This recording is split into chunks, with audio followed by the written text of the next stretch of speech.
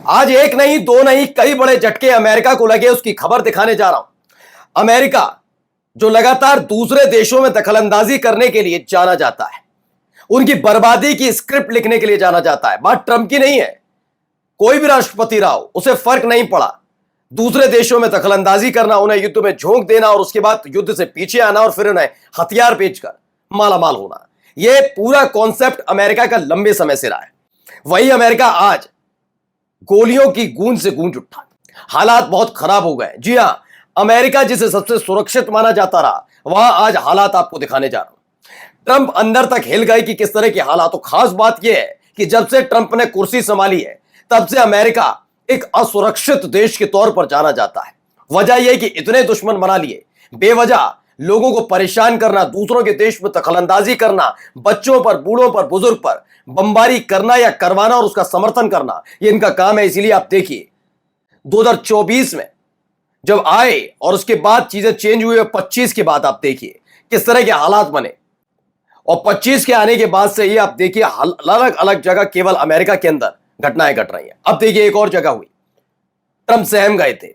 यही नहीं, आज आपको दिखाऊंगा। दावा किया जा रहा था कि भाई ट्रंप ने कहा कि ईरान भीख मांग रहा है कि हमारा जो हम पे जो हमले हो रहे हैं उसे रोक दीजिए, हम डील के लिए तैयार है। ईरान ने लात मार दी और झूठ खोलकर रख दिया कि ऐसा कोई प्रस्ताव ईरान की तरफ से अमेरिका के सामने या ट्रंप के सामने नहीं रखा। उल्टा इराक पर जो हमला ईरान ने किया था, उसकी वजह से अपना सब कुछ सामान लेकर भागते नजर आ रहे हैं अमेरिकन सैनिक। एक एक खबर आपको दिखाने जा रहा हूं। नमस्कार, मैं हूं प्रज्वल गौतम और आप देख रहे हैं खबर चौक। सबसे पहले अमेरिका में हुआ ताजा हमला आपको दिखाने जा रहा हूं। वहां हालात क्या है, किस तरह के हालात बन गए, जरा ये देखिए। एक एक करके वीडियो देखते चलिए। गोलियां चल रही,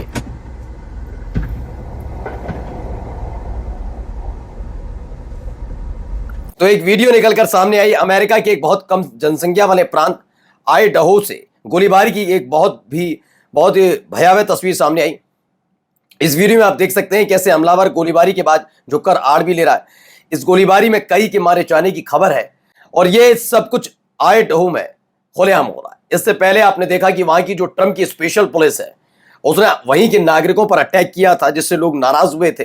खुलेआम गोलियां चलाई जा रही थी, उसके खिलाफ उतरे थे। फिर डोनाल्ड ट्रंप और उनके साथ जो राष्ट्रपति उपराष्ट्रपति हैं जेडी वेंस, जिस कार्यक्रम में थे, वहां गोलीबारी हुई।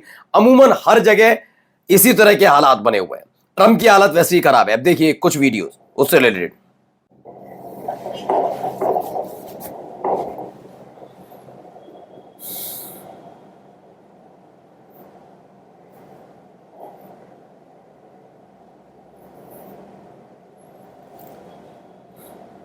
खुलेआम, कोई लेना देना नहीं।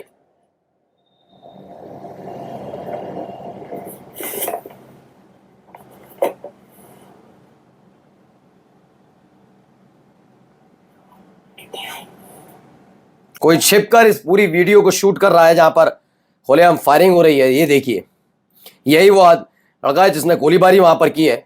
ये देखिए,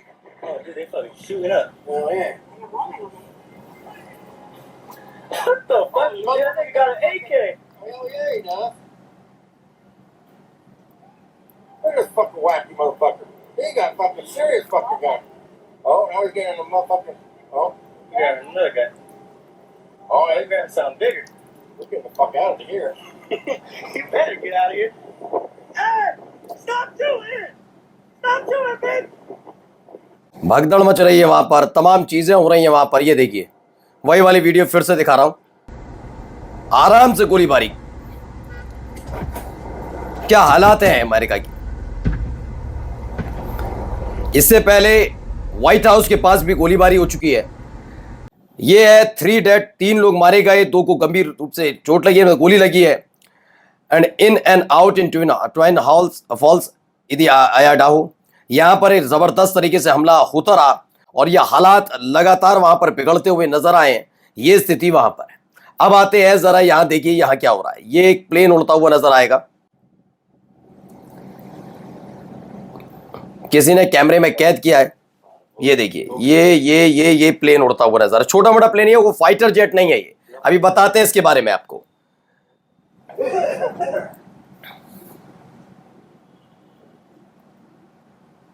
आपको याद है कि हमने इससे पहले आपको खबर दिखाई थी कि इराक में लगातार हमले हो रहे हैं।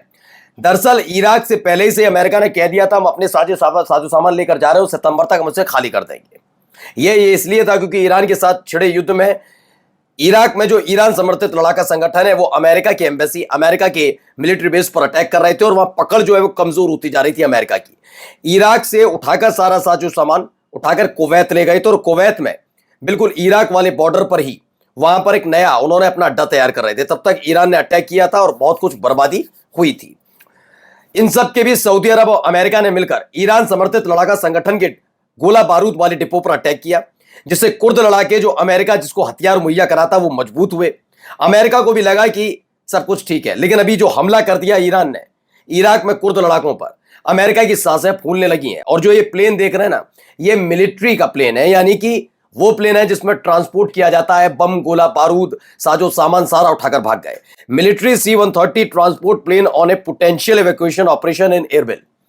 एरबिल में जितना भी अपना साजो सामान है अपने सैनिकों ने लेकर भाग खड़ा हुआ। यह खबर निकल कर आई C-130 ट्रांसपोर्ट प्लेन है।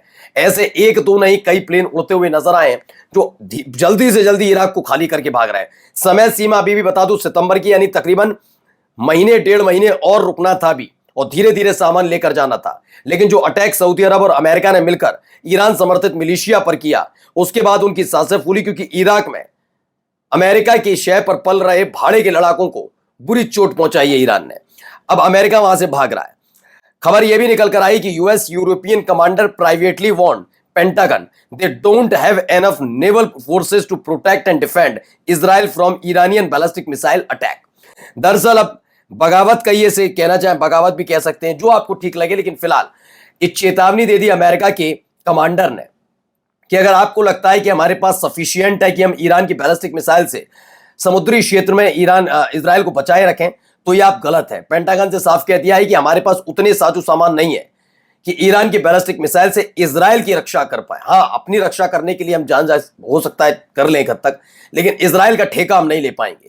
इजराइल के इस ठेके से बाहर निकलिए, ये अमेरिका के एक बड़े कमांडर ने कह दिया है। वहीं अमेरिका ने अपने नागरिकों से मिडिल ईस्ट को लेकर नई एडवाइजरी जारी की है। इस क्षेत्र से दूर रहने और अगर यहां है तो अत्यधिक सावधान रहने के लिए कहा गया है कि इस जगह को जल्द से जल्द छोड़कर चले जाएं, यह कहा जा रहा है। अब आते हैं लताड़ पर।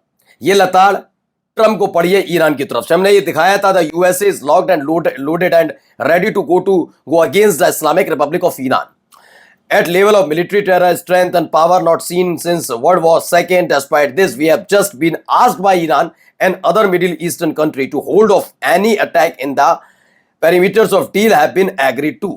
यानी ईरान भीख मांग रहा है, मिडिल ईस्ट के तमाम देश कह रहे हैं कि ईरान पर अटैक मत करिए। इन सब के बीच ईरान ने जवाब दे दिया।